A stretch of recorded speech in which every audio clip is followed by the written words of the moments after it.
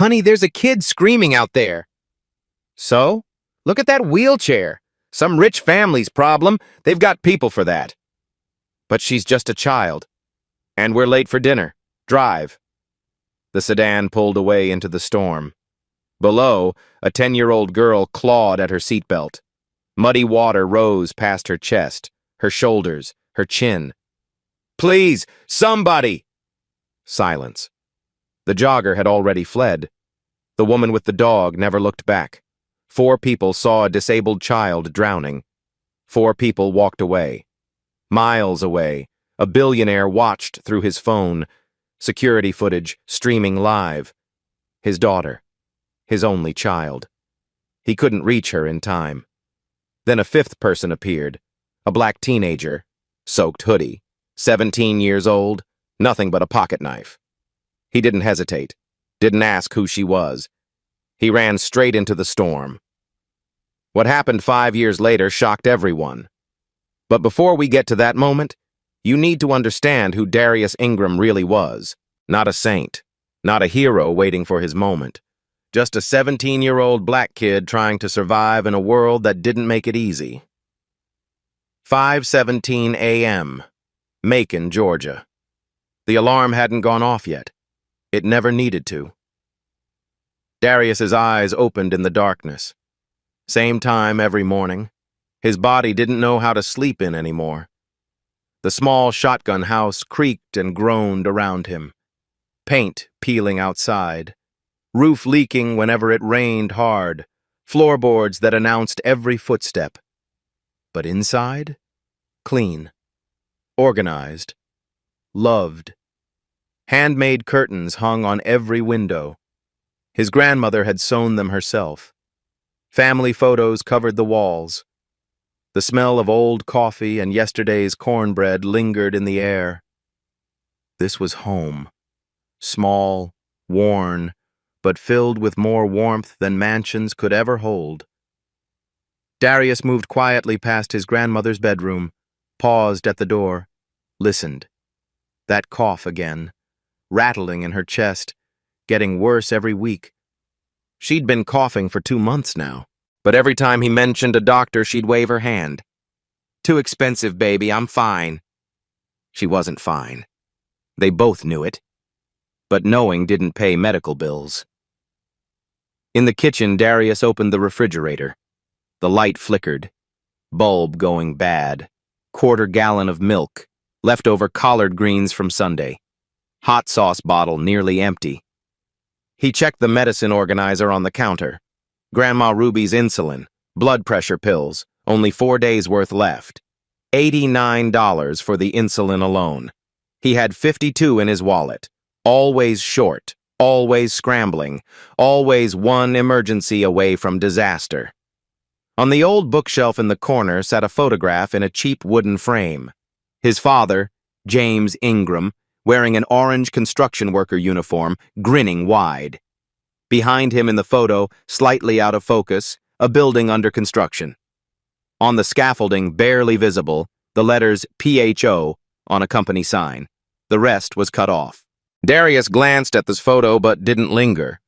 His relationship with his father was complicated.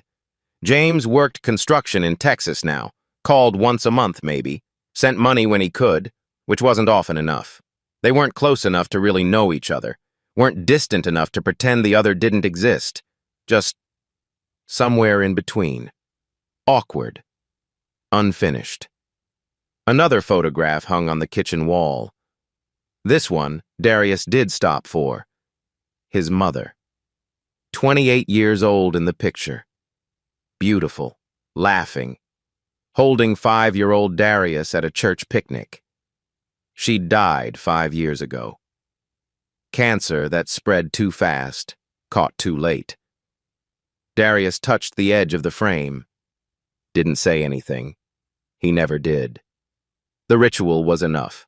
On his wrist, a cheap Timex watch, leather band worn thin, crystal scratched from years of use. His mother's only valuable possession. The only thing she'd left him. Still ticking perfectly. Like a second heartbeat. "Baby, you up already?" Grandma Ruby shuffled into the kitchen. housecoat and slippers, silver hair messy from sleep, eyes still tired but sharp. "I'll grab something at work, Grandma." "That ain't eating. That's surviving." She pointed at the kitchen chair. "Sit your behind down." Darius knew better than to argue. He sat. She moved slowly to the stove, pulled out the cast-iron skillet that had belonged to her mother, mixed the last of the cornmeal with water and a little lard. "Your daddy called last night," she said without turning around. "After you went to sleep." "He okay? Same as always? Working too hard? Sending what he can?" She paused. "He asked about you." Darius didn't respond. What was there to say? Ruby set a plate of hot cornbread in front of him, watched him eat. "You know," she said softly, "your daddy was just like you when he was young, always helping folks. Couldn't pass by somebody in trouble without stopping." Darius looked up. "Dad? Before you were born, he once pulled a man right out of a burning car, middle of the night. Didn't know the man from Adam. Just saw somebody needed help." "He never told me that." "Your daddy don't like talking about himself. Don't like bragging. Just like you." Darius chewed his cornbread, filed the story away somewhere in his mind. Didn't think much more about it. He should have. 8:48 a.m., Piggly Wiggly supermarket, fluorescent lights buzzing overhead, beeping registers, country music playing low through tinny speakers. Darius stood at the bagging station, moving like a machine, fast, efficient, polite. "Paper or plastic, ma'am?" His co-worker, Derek Collins, same age, same neighborhood, leaned over from the next register. "Yo, Darius, you hear back from the college yet?" "Scholarship application still processing, just waiting." "You'll get it, man. You're the smartest dude in this whole store, probably the whole town." Darius half smiled. "Smart don't pay tuition, Derek." "It should, though. It really should." A middle-aged white woman approached the register, designer handbag, diamond earrings, talking loudly into her phone. She didn't acknowledge Darius, didn't even look at him. He bagged her groceries carefully, eggs on top, bread separate from the cans, just like he was trained. She hung up her phone, glanced at the bags. "You put the eggs on the bottom. Want them all cracked?" The eggs were on top. Darius could see them clearly. "I apologize, ma'am. Let me redo that for you." He repacked everything. Exactly the same way. She grabbed her bags and walked off without another word. Derek muttered something under his breath. Darius just kept working. Let it go. Not worth the energy. Next customer, a young black mother. Couldn't be more than 22, baby on her hip, counting coins on the counter with trembling fingers. Not enough for the formula. Short by almost $5. Her face flushed red with embarrassment. "I'm sorry, I thought I had... I'll just put this back." "Hold on." Darius pulled a 5 from his tip money, laid it on the counter before she could protest. "I got the difference. You don't have to do that. Everybody hits hard times, it's not a big deal." She blinked back tears, thanked him 3 times, held her baby a little tighter as she walked out. Derek shook his head. "You keep doing that, you'll never save enough for anything." "It's $5, Derek. She needed it more than me." "That's what you always say." 2:30 p.m. Henderson residence, wealthy suburb on the edge of town. Big houses, bigger yards. HOA rules posted on every corner. Mrs. Henderson's place, 2-story colonial, 3-car garage, lawn like a golf course. Darius pushed the old mower across the grass, sweat dripping down his face, sun beating down hard. But in the distance, the sky was changing. Dark clouds building on the horizon. Storm coming, Mrs. Henderson came outside with a glass of lemonade. Kind woman, early 60s, one of his best customers. "Darius, honey, why don't you come inside? Wait out this weather?" "Thank you, ma'am, but I've got 2 more yards after this. Need the money for my grandmother's prescriptions." She pressed a $20 tip into his hand. You work harder than anyone I've ever hired. Don't let anybody tell you you're not going places." "Yes, ma'am. Thank you." As Darius loaded his equipment into his beat-up pickup truck, he looked down the road. At the very end, massive iron gates, security cameras on tall poles, electric fencing glinting in the fading sunlight. A bronze plaque mounted on stone. Whitfield Estate, private property. He'd driven past those gates 100 times, maybe 1,000, never been inside, never even seen who lived there. A different world. Might as well be a different planet. A black SUV with tinted windows rolled out from the gates. Sleek, expensive, silent. On the license plate frame, a silver logo, some kind of bird rising with spread wings. The SUV glided past Darius like he wasn't there. He didn't notice the logo, didn't think twice about it. He would remember it later. 3:49 p.m. Darius drove home. First raindrops hitting the windshield. Radio broken. Had been for months, so he hummed a hymn his grandmother taught him. His mother's Timex showed 3:49. 47 minutes. That's how long he had left of his normal life. He just didn't know it yet. Emma Whitfield hated her golden cage. 10 years old, blonde hair that fell past her shoulders, green eyes that saw too much. She'd been born with mild cerebral palsy. Her legs didn't work right, never had, never would. Her wheelchair was purple, custom built, top of the line. Cost more than most people's cars. Electric motor so smooth it barely made a sound. Her mother had died giving birth to her. Complications. Nothing anyone could do. Her father had spent the last 10 years trying to make up for it, surrounding her with everything money could buy, except freedom. Bodyguards watched her every move. Cameras tracked her through the house. Schedules planned every hour of every day. For your safety, they always said. It felt like prison. Her bedroom was bigger than most apartments. Expensive toys she never played with. Books she'd read 3 times each. A turtle tank in the corner. Professor Shellsworth, her only real friend. Linda Moore, her caretaker, was talking on the phone in the hallway. Voice low but not low enough. "Yes, ma'am. She's in her room. No, nothing unusual today." Emma always listened. She'd learned that adults said the most important things when they thought children weren't paying attention. She looked out her window. The nature trail behind the estate wound through the trees. Miller's Pond was just a quarter-mile down that path. She'd read about the frogs there, seen pictures online, never seen them in person. Today, she decided, that would change. She knew the code to the back gate, had memorized it months ago, just in case. She wrote a note and left it on her pillow. Going to see the frogs, back in 30 minutes. On her wrist, a silver bracelet with a small charm, a phoenix with spread wings. Her father had given it to her on her 8th birthday. "So you always remember," he'd said. "We rise." She never took it off. The trail started easy.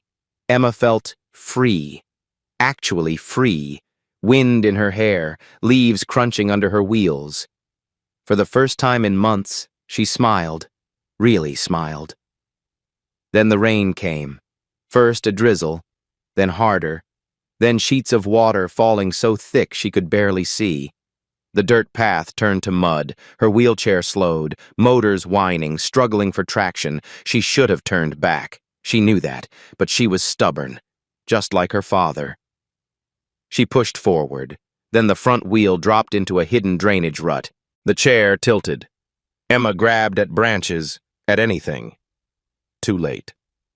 The wheelchair flipped sideways and slid into the drainage ditch. 4 feet deep, filling fast with rainwater. She hit the water hard, gasped.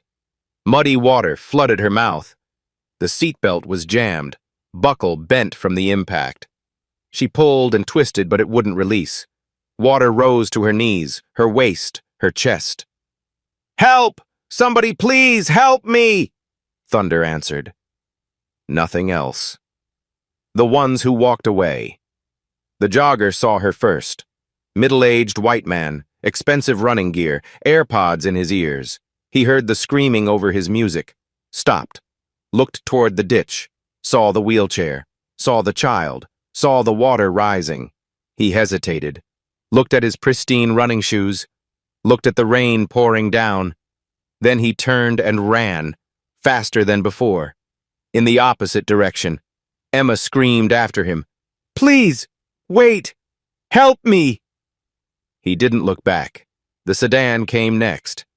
Nice car, well-dressed couple inside. They'd pulled over near the trailhead when they heard something. The wife cracked her window. "Honey, I think someone's screaming out there." "So call 911. She dialed, put it on speaker. "They say it'll be 15 minutes for someone to arrive." The husband looked at the rain, looked at his leather seats, looked at the time. "Then 911 will handle it. Not our problem." "But it sounds like a child, and we're already late for dinner. Drive." They drove away. The woman with the dog came third. Raincoat, umbrella, small terrier on a leash. She heard the screams clearly, walked close enough to see the ditch, the wheelchair, the girl. Stood there for 5 long seconds, then turned and walked away, pulling her dog behind her, never once looking back. High on a hill, hidden among the trees, a black SUV sat parked. Inside, a security guard in a dark suit watched through binoculars. His phone rang. "Report," Richard Whitfield's voice, barely controlled panic.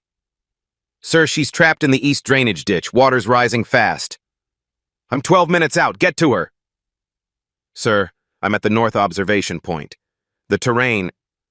I can't reach her in less than 6 or 7 minutes on foot. I'm not sure I'll make it."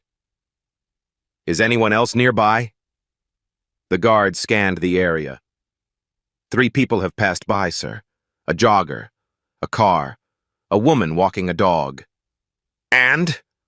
The guard's voice dropped. "They all walked away, sir." Silence on the line.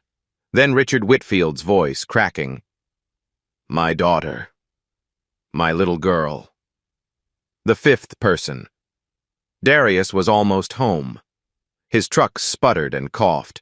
Check engine light glowing orange. He'd been ignoring it for weeks. Today it wouldn't be ignored anymore. He pulled over near the trailhead. Popped the hood. Rain immediately soaked through his hoodie. He was checking the engine when he heard it. Faint, almost lost in the thunder. A voice, high-pitched, screaming. He stopped, listened. There it was again. Someone was in trouble. Darius didn't think about his broken truck. Didn't think about being late. Didn't think about anything except that sound. He ran. Through the brush. Through the mud. Through the pouring rain. On the hill, the security guard watched through his binoculars. "Sir, someone's coming." "Who?" "A young man, black. Maybe 17, 18. He's running toward the ditch." "Is he going to help?" The guard watched Darius slide down the embankment, watched him hit the water. "He jumped in, sir. He's in the water with her." Richard Whitfield's voice was barely a whisper. "Please, God. Please let him save her." The water hit Darius like a wall of ice. Cold shocked his system. Mud sucked at his feet. The current, stronger than he expected, pushed against his legs. He waded forward, eyes locked on the girl. She was young, blonde hair plastered to her face, eyes wild with terror, water lapping at her chin now. She had to tilt her head back to breathe. "Hey!" Darius shouted over the rain. "Look at me! Look at me!" Her eyes found his, still panicking, but she saw him. "What's your name?" Emma." Her voice was thin, shaking. "Emma, I'm Darius. I'm gonna get you out of here, but I need you to stay calm. Can you do that?" She nodded frantically. "Good. Now breathe with me. In." He breathed in slowly. "Out." He exhaled. Emma tried to copy him, shaky, Uneven, but trying. That's good. That's real good. Keep breathing just like that. Darius reached the wheelchair, examined the seatbelt. The buckle was completely bent, deformed from the impact when she'd fallen. He pulled at it, twisted. Nothing. The water was rising faster now. Another inch in the last 30 seconds. He didn't have time to be gentle. Darius pulled out his pocket knife. Old wooden handle, blade dulled from years of yard work. But it was all he had. I'm gonna cut the strap, okay? Don't move. Emma nodded. Emma, tears mixing with rain on her face. He positioned the blade against the seatbelt. Started sawing. The material was tough, medical-grade nylon, designed to keep her secure, designed to never break. Cut, cut, cut. The blade barely made a dent. Darius? Emma's voice was thin, terrified. The water. It was at her lips now. She had to crane her neck up to breathe. I know. Trust me. He adjusted the angle, found a thinner section where the strap met the buckle, put all his weight behind the blade. The knife slipped, sliced his palm open, blood mixed with muddy water. He didn't stop, didn't even slow down. Cut, cut, cut, snap. The strap gave way. Emma immediately started to sink. Her legs didn't work. She couldn't kick, couldn't keep herself afloat. Darius dropped the knife and grabbed her, one arm around her waist, pulled her tight against his chest. I got you! I got you! She clung to him, fingers digging into his shoulders, heart pounding so hard he could feel it against his own chest. Don't let go, she whispered. Please don't let go. I won't. I promise. I won't. Getting out was the hard part. The banks of the ditch were steep, nearly 5 feet high, slick with mud and rain. Darius tried to climb while holding Emma. His feet slipped. He fell back into the water, tried again, slipped again. We're not gonna make it. Emma's voice was barely audible. Don't say that. His voice was fierce, almost angry. Don't you ever say that. We are making it out of here. He scanned the bank, looking for anything. A root, a rock, a handhold. There, about 4 feet up, a thick tree root jutting out from the earth. If he could reach it. Emma, I need you to hold on to my neck. Wrap your arms around tight as you can. Don't let go no matter what happens. She did as he said. Her small arms locked around his neck. She was lighter than he expected, like holding a bird. Darius positioned himself, planted his feet on the submerged wheelchair, used it as a platform, took a breath, and jumped. His hand reached for the root, fingers scraping bark, slipping, caught. His shoulder screamed, felt like it was tearing out of the socket, every muscle in his arm burning. But he held on. Slowly, agonizingly, he pulled them both upward, one arm gripping the root, one arm holding Emma. His free hand found the edge of the bank, grabbed mud and grass, pulled. His feet found traction, dug in, pushed, and then solid ground. Grass, mud, open sky. Darius collapsed onto his back. Emma still clutched against his chest, both of them gasping, shaking, soaked, but alive. For a long moment, neither of them moved. Rain still fell, thunder still rolled, but it felt distant now, unimportant. Emma started crying, not from fear anymore, from relief, from the overwhelming realization that she wasn't going to die. Darius didn't know what to do. He wasn't good with tears, wasn't good with emotions. But he put his arm around her, let her cry into his shoulder. You're safe now, he said quietly. It's over. You're safe. They left me.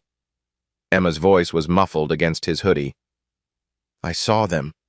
They looked at me and walked away. All of them. I know. Why? Why would they do that? Darius didn't have an answer. He'd been asking himself the same question. I don't know, he said honestly, but I'm here now, and you're okay. That's what matters. Darius looked down at his wrist, his mother's Timex. The crystal was fogged. Water had seeped inside the casing. The second hand had stopped moving. Ruined. He stared at it for a long moment, the only thing his mother had left him. Then he looked at Emma, shivering, scared, but alive. His mother would understand, shouting from the trail.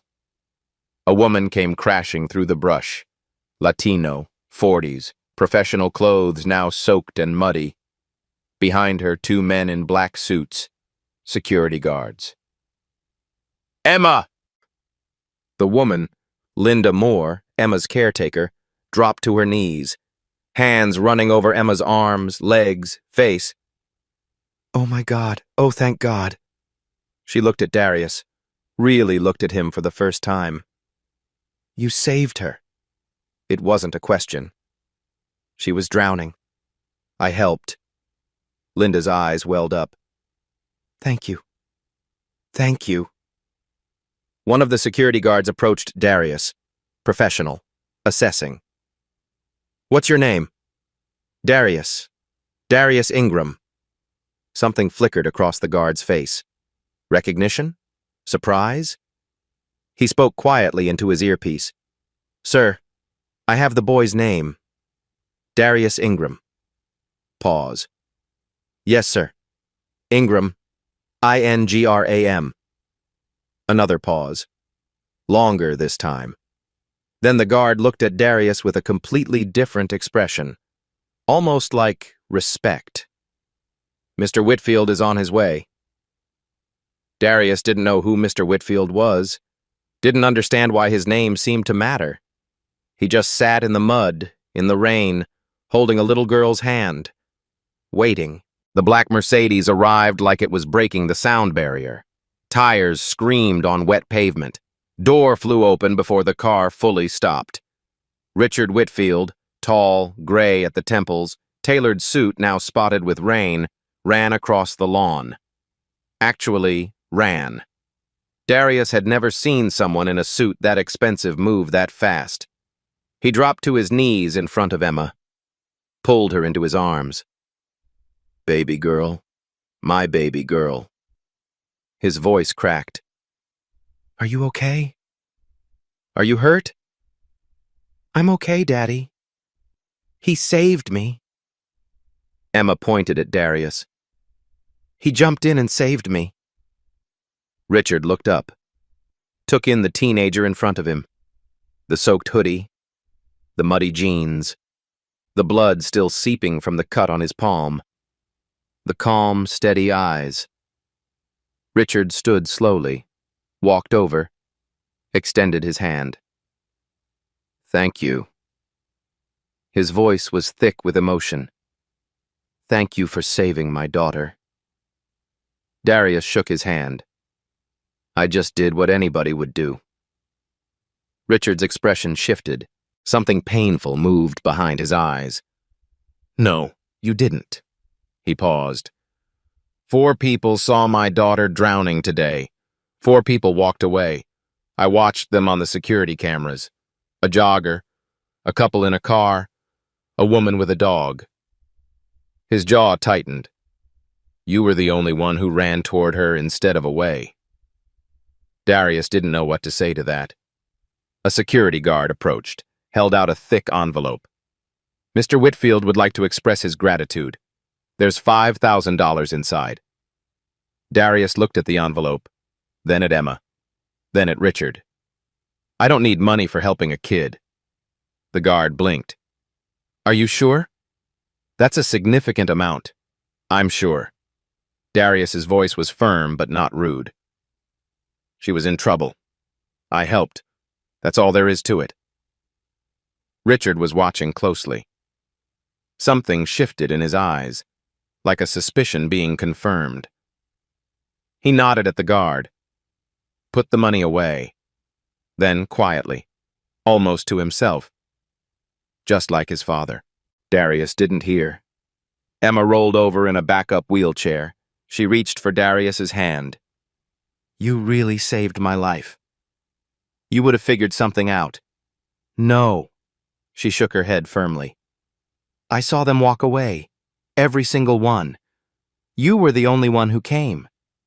She studied his face like she was memorizing it. What's your full name? Darius Ingram. Darius Ingram, she repeated slowly, carefully, like the words meant something. She unclasped her silver bracelet, the one with the phoenix charm. I want you to have this. Darius stepped back. I can't take that. Please, my dad gave it to me. It means we rise. You helped me rise today. Literally. She held it out, waiting. Darius hesitated, but the look in her eyes, so serious, so sincere, made it impossible to refuse. He took the bracelet. The phoenix glinted in his palm. Thank you, Emma. Thank you, Darius. A security guard drove Darius back to his truck. The rain had finally stopped. Everything was dripping, clean, sparkling in the late afternoon sun. Before Darius got out, the guard handed him a business card, plain white, just a phone number. Mr. Whitfield says if you ever need anything at all, call this number, day or night. Darius took the card, slipped it into his wallet behind the photo of his mother. He wouldn't call. He wasn't looking for charity. That night, Darius sat on his bed in his small room. His mother's Timex watch sat on the nightstand, broken. Water still trapped under the crystal. In his palm, Emma's bracelet, the phoenix charm catching the lamplight. Grandma Ruby appeared in the doorway. You're home late. Everything okay? Yeah, just helped someone today. A kid got stuck in the rain. Ruby studied him with those sharp old eyes, then smiled. Just like your daddy. Just like your mama, too. She kissed his forehead and shuffled back to bed. Darius looked at the bracelet again. He didn't feel like a hero. He felt tired and sore and strangely hollow. He kept thinking about those 4 people, the jogger, the couple, the woman. How could they just walk away? What was wrong with people? He didn't know that at this very moment, a billionaire was making phone calls, pulling files, asking questions, and that everything was about to change. 3 weeks passed. Darius went back to his normal life. School applications, grocery store shifts, weekend lawns. He tried not to think about the girl in the ditch, the mansion, the billionaire. But strange things started happening, things he couldn't explain. Week 3, the scholarship letter. Darius tore open the envelope from Macon Community College. His hands were shaking. Full scholarship approved. He read it twice, 3 times. Something was wrong. He'd applied for partial aid, not full coverage. His grades were good, not perfect. He called the financial aid office. There was an anonymous donor who covered the remaining amount, the woman said. That's all the information I have. Grandma Ruby clapped her hands together. The Lord provides! Darius wasn't so sure it was the Lord. Month 2, Grandma's medication. The pharmacy called. Ruby's insulin had been prepaid, 6 months in advance. Who paid for it? Darius asked. I'm sorry, that information is confidential. Ruby insisted it must be the church helping out. Darius called the church. Pastor Williams had no idea what he was talking about. Month 4, the job offer. A property management company called out of the blue. They wanted Darius to handle landscaping for 5 houses, long-term contract. Good money. How did you hear about me? He asked. Someone referred you, said you were reliable. Who? I'm afraid I can't disclose that information. Late one night, Darius sat on his bed, holding Emma's bracelet, staring at the Phoenix logo. It nagged at him. He'd seen it somewhere before. He pulled out his phone. Typed Phoenix Logo Company, Georgia. First result, Phoenix Technologies.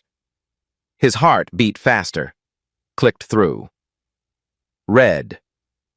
One of the largest tech companies in the Southeast, valued at $4.2 billion, headquarters in Atlanta. He scrolled to the leadership section.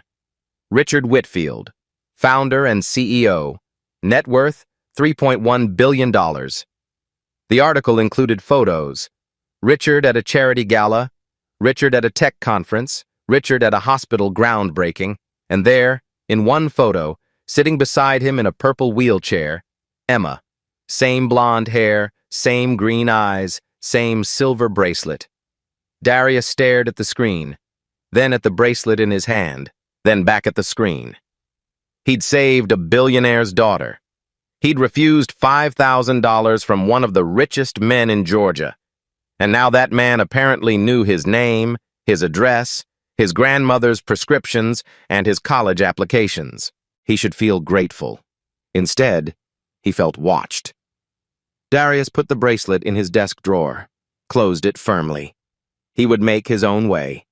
Whatever Richard Whitfield was doing, Darius wanted no part of it. He didn't need a rich man's charity. He didn't know that charity wasn't what Richard had in mind, not even close.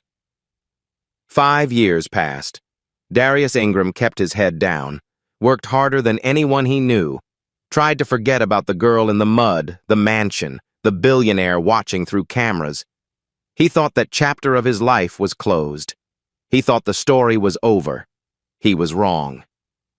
Macon, Georgia, present day. Darius Ingram. 22 years old now. A lot had changed. He'd graduated from community college, business degree, 3.8 GPA, first person in his family to earn a diploma. He'd started his own company, Rise Landscaping, small but growing, 5 employees now. His old co-worker, Derek Collins, was his first hire, now his operations manager. The logo featured a small phoenix with spread wings. He still couldn't remember where the idea came from. Grandma Ruby was healthy. Her diabetes was under control. She'd attended every milestone: graduation, business license approval, first contract signed. Life was finally looking up. Darius sat in his office, a converted garage behind a strip mall. Cheap but functional. Paperwork everywhere. He was on the phone with a property management company, negotiating a new contract. "Yes, sir, we can handle the expansion. 10 more properties by next month." He hung up, allowed himself a small smile. On his desk sat Emma's Phoenix bracelet. He kept it as a paperweight now, a reminder of that day. Next to it, an unopened letter with the Phoenix Technologies logo.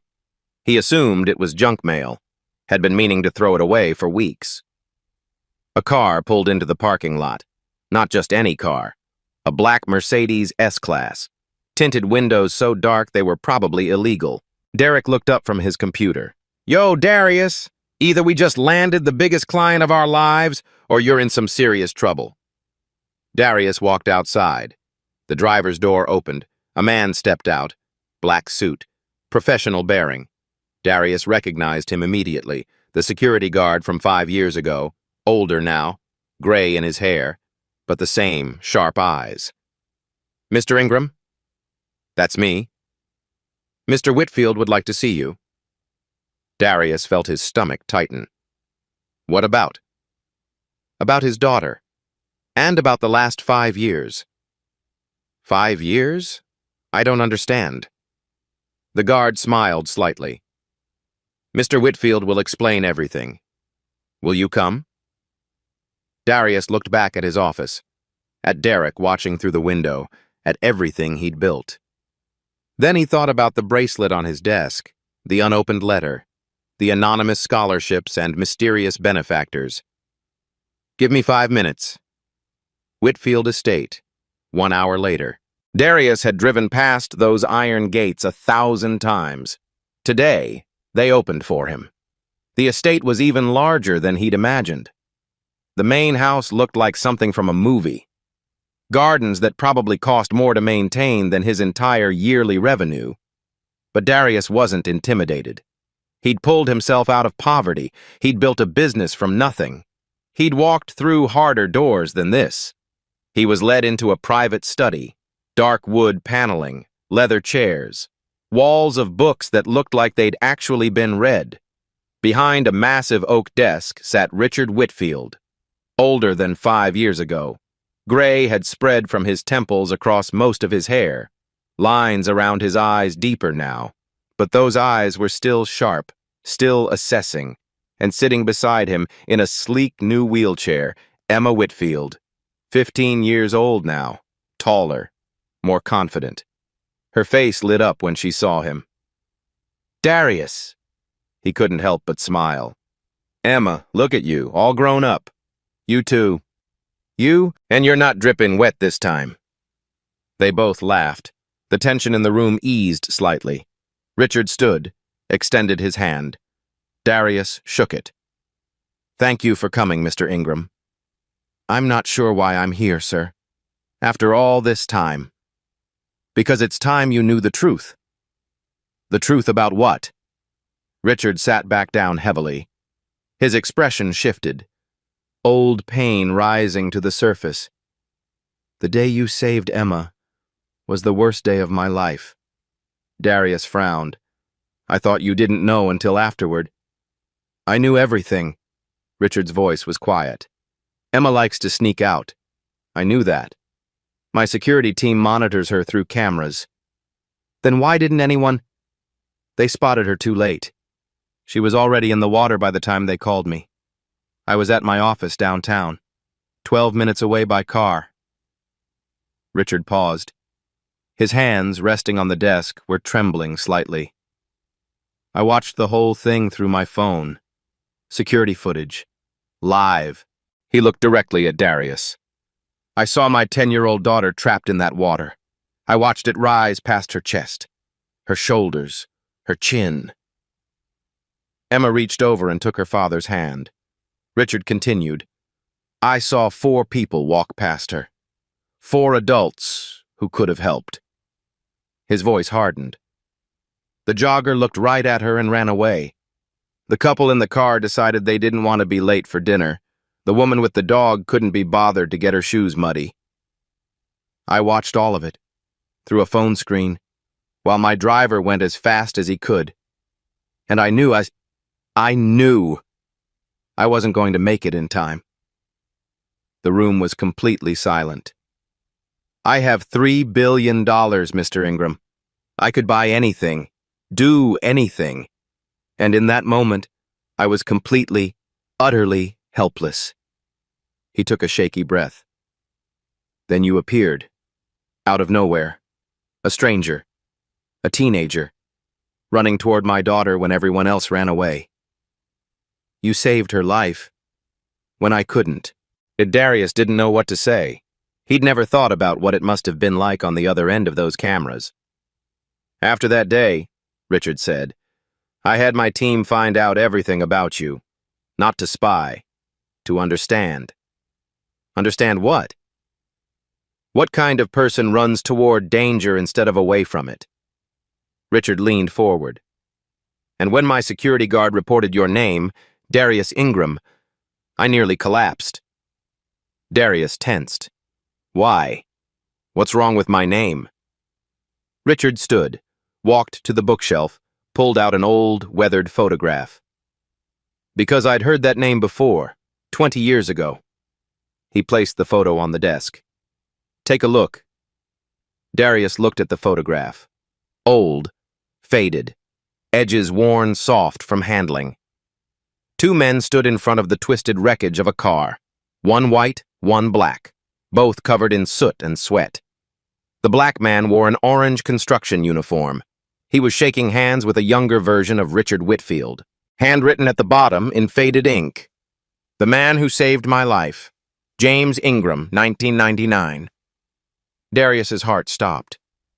"That's my father." "Yes." Richard returned to his seat. His voice was softer now. "Older. 1999. I was 32 years old. Phoenix Technologies was barely off the ground. I was working 20-hour days, trying to keep the company alive. He stared at the photo. One night, driving home at 2 in the morning, I lost control of my car, hit a guardrail. The car flipped twice, landed upside down. Gas was leaking everywhere. I was trapped, couldn't move my legs. I was going to burn to death. Emma squeezed her father's hand tighter. Your father was working a night shift at a construction site half a mile away. He heard the crash, ran over, didn't hesitate. Richard's voice cracked slightly. He smashed my window with a chunk of concrete, cut his hands to ribbons getting me out, dragged me 50 feet away just before the car exploded. James Ingram saved my life. Darius couldn't speak. His throat had closed up. I tried to repay him, offered him money, a job at my company, anything he wanted. He refused, said he didn't need payment for doing what was right. Richard looked at Darius intently. Sound familiar? Darius thought about the $5,000 he'd turned down, the same words he'd used. Your father and I exchanged numbers, but he moved away a few months later, followed construction work to Texas. I lost track of him. For 20 years I looked for him. Never found him. Richard leaned forward.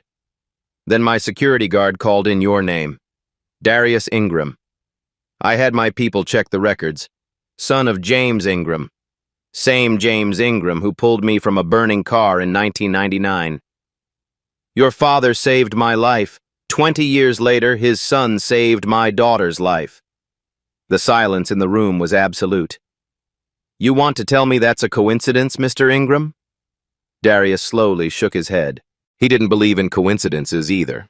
Not anymore. I believe in circles, Richard said. In debts that span generations. Your family saved mine twice. I owe more than I can ever repay. There's more, Richard said. Darius braced himself. He wasn't sure how much more he could process. After you saved Emma, I didn't just observe you from a distance. I protected you. Protected me how? Your full scholarship. I funded the portion your aid didn't cover. Anonymously. Darius's eyes widened. Your grandmother's insulin and medication. I've been paying for it. All 5 years. Including that specialist visit 2 years ago when she showed early signs of kidney complications. She never told me about any specialist. She didn't know who was paying. It was arranged through a community health initiative. There was no such initiative. It was me. Richard stood, walked to the window, looked out at the grounds. 3 years ago, a large landscaping company tried to undercut your prices, steal your clients, drive you out of business. Darius remembered that. A brutal few months. He'd nearly lost everything. I bought that company, quietly, through a subsidiary, made them back off. 4 years ago, a contractor tried to trap you into a predatory contract. My lawyers sent you an anonymous email warning you about the hidden clauses. Darius remembered that email too. He'd almost deleted it as spam, but something made him read it. That was you? All of it. Every piece of good luck you couldn't explain. Darius's mind was reeling. Everything he thought he'd built through pure determination. Why? The word came out rougher than he intended. Why do all this without telling me? Richard turned to face him. Because you deserved a fair shot. This world isn't fair, especially not for young black men starting from nothing. I know that. I've seen it. But I had the power to level the playing field just a little, just for one person. You saved my daughter without knowing who she was, without expecting anything. You refused money for doing the right thing. I wanted to see what a person like that could accomplish if given a genuine opportunity. He smiled slightly. You didn't disappoint. Richard returned to his desk, slid a thick folder across to Darius. I didn't bring you here just to tell you stories. I have a business proposition. Darius opened the folder. scanned the first few pages. Phoenix Technologies is launching the Phoenix Foundation, a program to fund and support minority-owned small businesses. $10 million in the first year. Mentorship, resources, real infrastructure. Richard leaned forward. I want you to run it, not as an employee, as co-owner. 15% equity stake. Darius looked up sharply. 15% of 10 million could be worth significantly more if the foundation grows, which I believe it will. He pushed another document forward. Additionally, Rise Landscaping. Phoenix Technologies has 45 properties across Georgia. I want your company as our exclusive landscaping contractor. 5-year contract, $2.5 million guaranteed. Darius's hands were trembling as he held the papers. And one more thing. Richard pulled out a small velvet box, set it on the desk between them. I found your father. James is still in Texas, working construction. I'd like to fly him home. Have him join you. At Rise Landscaping, at the foundation. Wherever you both want. He opened the box. Inside, Darius's mother's Timex watch, completely restored, ticking perfectly. I know you destroyed this saving, Emma. I had the best watchmaker in Georgia restore it. Richard turned the watch over. On the back, freshly engraved, from a grateful father, R.W. Darius stared at the watch, at those words, at everything in front of him. For the first time since his mother's funeral, he cried. Darius thought the story would stay between them. Private, personal. He underestimated Richard Whitfield. Phoenix Foundation Launch Event. Atlanta, 3 weeks later. 500 guests filled the ballroom of the Ritz-Carlton. Business leaders, politicians, tech executives, journalists from every major outlet. Cameras everywhere, lights bright enough to blind. Richard Whitfield took the stage to polite applause. Thank you all for joining us tonight. We're here to announce the Phoenix Foundation, a new initiative to support minority entrepreneurs across the Southeast. He paused. But before we discuss business, I want to tell you a story. A true story. About my family. The massive screen behind him flickered to life. 5 years ago, my daughter almost died. Security footage appeared on screen, Emma's wheelchair tipping into the flooded ditch, the water rising around her. The ballroom went completely silent. She was 10 years old, trapped, drowning, and 4 people walked right past her. New footage, the jogger looking at Emma, then turning and running away, the sedan pulling up, then driving off, the woman with the dog walking past without stopping. Murmurs of disbelief rippled through the crowd. Someone gasped. I watched through my phone. Live. Helpless. My daughter was dying and I couldn't reach her. Richard's voice wavered. He steadied himself. Then a 5th person appeared. The screen showed Darius, 17, soaking wet, sprinting into frame, jumping into the ditch, cutting the seatbelt, pulling Emma to safety. This young man was 17 years old. He didn't know who Emma was, didn't know who I was, didn't know he was being recorded. He only knew someone needed help. Richard gestured toward the side of the stage. Ladies and gentlemen, please welcome Darius Ingram. Darius walked out into the lights, heart pounding, 500 people watching. He'd faced drowning water with more composure than this. But he stood tall, walked to Richard's side. Richard placed a hand on his shoulder. Now let me tell you the part that made me believe in destiny. The old photograph appeared on screen. James Ingram shaking hands with young Richard beside the wrecked car. 20 years before his son saved my daughter, this man, James Ingram, saved my life. Pulled me from a burning car when no one else would stop. Father saved father. Son saved daughter. 2 generations. 1 family legacy. Audible gasps from the audience. People rising from their seats. And now, Richard said, I'd like to introduce someone else. From the wings, a figure emerged. James Ingram. Gray-haired now, still strong, still wearing the humble clothes of a working man. Darius hadn't known he'd be there. Richard had arranged it in secret. Dad?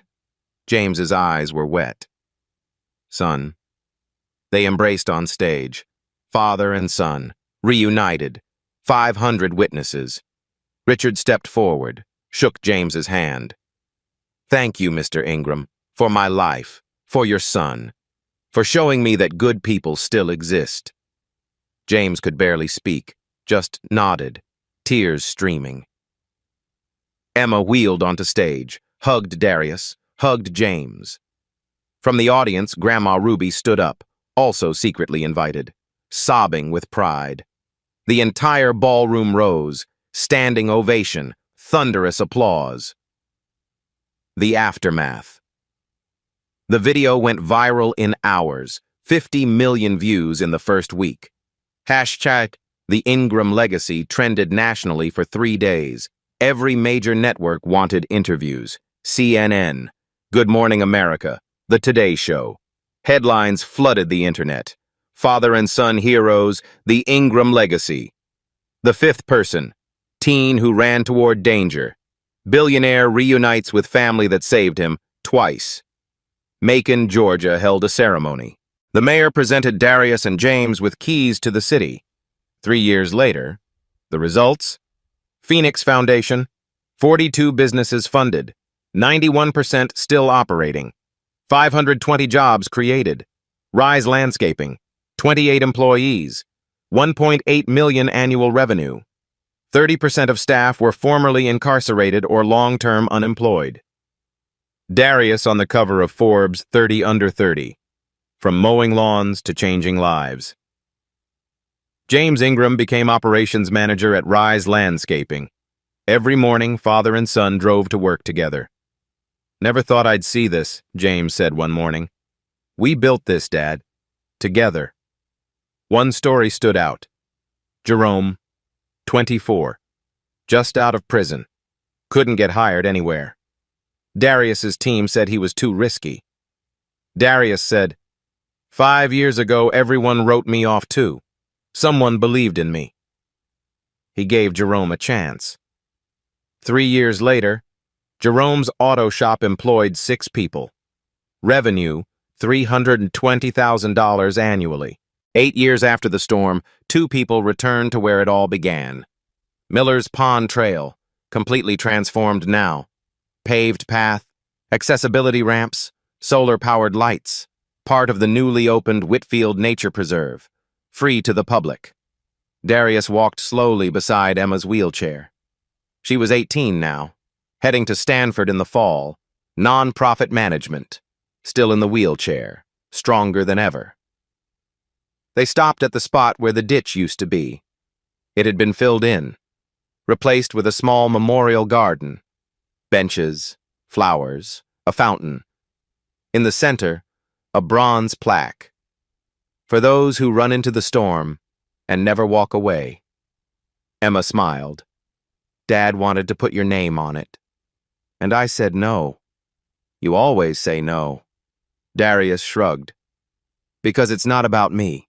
It's about the next person who walks by, reads those words, decides to be someone who helps instead of someone who walks away. Emma was quiet for a moment. I got my acceptance letter. Stanford. I heard. Your dad called me 12 times to celebrate. She laughed. He's ridiculous. Then, more serious, I want to come back after I graduate, work with you, at the foundation. Darius raised an eyebrow. You know I'll make you earn it. I know. That's why I want to work for you. That evening, the Ingram house, no longer a run-down shotgun shack. Renovated now. Fresh paint, new roof, garden in the backyard that Darius had planted himself. Family dinner around the big table. Grandma Ruby at the head, still sharp at 77. James across from her, finally home after all those years. Derek and some of the Rise landscaping crew filling out the seats. Laughter. Good food. Stories told and retold. Home. Later, Darius sat alone on the back porch. In his hands, two objects. His mother's Timex, running perfectly now. The engraving on the back catching the moonlight. From a grateful father, R.W. Emma's Phoenix bracelet. She'd given it to him permanently. "You earned it," she'd said. James stepped outside, sat down beside his son. "What are you thinking about?" Darius looked at the stars. "What if I'd walked away that day, like the others?" "You never would have." "How do you know?" James put a hand on his shoulder. "Because you're my son, and your mother's son. We didn't teach you with words. We taught you by how we lived." Darius smiled. "Thanks, Dad." "No, son. Thank you for making me proud, for giving me a reason to come home." They sat together in comfortable silence, father and son, finally at peace. Darius looked up at the sky, thought about his mother, whispered, "I stayed soft, Mama. Just like you said. I kept my promise." 4 people saw a child drowning. 4 people walked away. Darius Ingram was the 5th person. He didn't know she was a billionaire's daughter, didn't know cameras were watching, didn't know his own father had saved her father 20 years before. He only knew someone needed help. So he ran into the storm. Today, somewhere out there, someone is waiting for you. Maybe it's just a kind word, a small favor. A moment of your time. Don't be one of the 4 who walks away. Be the 5th person. If this story moved you, hit that like button. Subscribe for more stories like this. Share it with someone who needs to hear it today. We rise together, or we don't rise at all. Now I want to hear from you. Have you ever been someone's 5th person? Or has a stranger ever been that person for you? Tell me your story in the comments. I read every single one.